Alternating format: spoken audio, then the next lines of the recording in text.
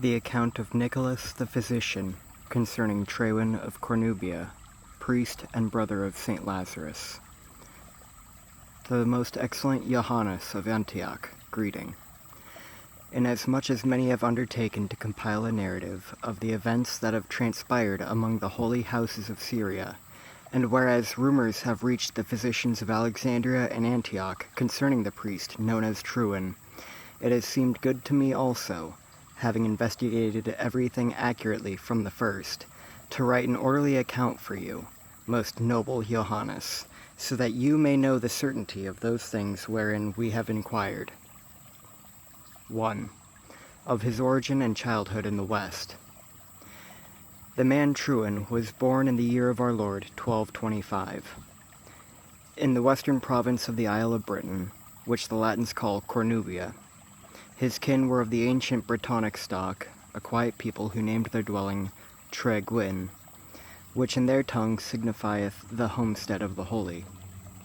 From his youth he was dedicated by his father to the service of the Latin Church. He was not trained initially in the art of war, but in the copying of manuscripts, the chanting of the Psalter, and the knowledge of herbs.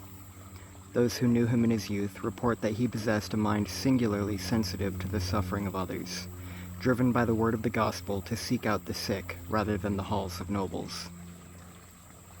2. Of his ordination and the habit of Lazarus. Having attained his 25th year, he received the laying on of hands from the Bishop of Exeter, being ordained a presbyter and chaplain.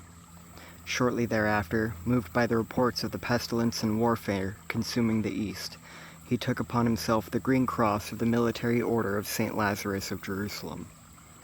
He sailed to the ports of Syria in the year of the Lord 1253.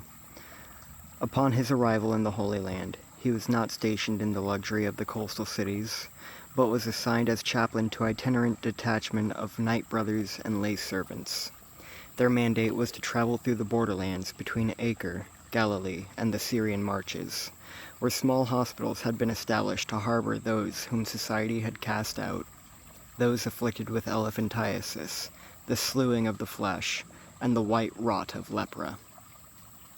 It was recorded by his brethren that Trewin refused the softer garments accorded to the clergy. He chose instead to sleep on bare stone surfaces of the infirmaries, washing the suppurating ulcers of the lepers with his own hands, which I confess, most excellent Johannes, that I could not myself have knelt where he knelt, and administering the holy absolution to those nearing death. 3. Of the observation of his character. As a physician who hath examined many who serve in these holy orders, I note that Brother Trewin exhibited a rare infirmity of the spirit. Though he possessed the authority of the priesthood to bind and loose, he was gripped by a profound and continuous sorrow regarding his own unworthiness. Where other priests of the Latins walked with great pride, Trewin was observed to weep in secret after hearing the confessions of the dying. He believed himself to be merely a broken vessel, holding the medicine of God while remaining inwardly diseased by the common corruption of Adam. This disposition drew the outcast flock to him with great affection, for they perceived that he did not stoop to them in condescension, but sat beside them in the dust as a fellow-sufferer. 4. Of the siege near Caesarea and his fall. In the year of the Lord 1265, during the rising of the Mamluk power under the Sultan Baybars, Trewin's detachment was stationed at a small, unfortified parish hospital situated 3 leagues outside the southern roads of Caesarea.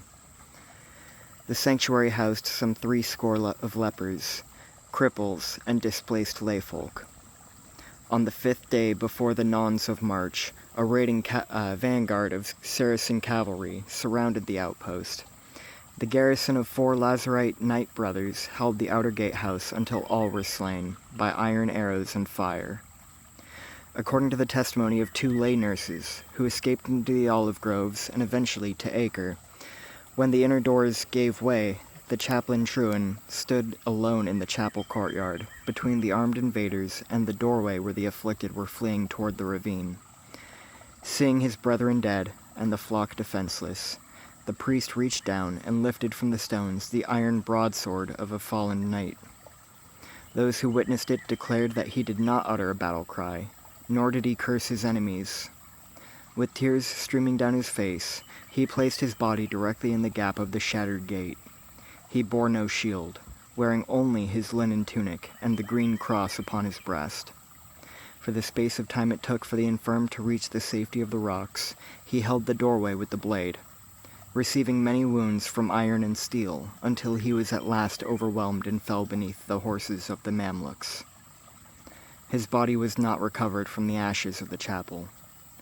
This is the true record of Trewin of Cornubia, priest and servant of the lepers, set down in order that his memory may not perish among those who study the deeds of holy men.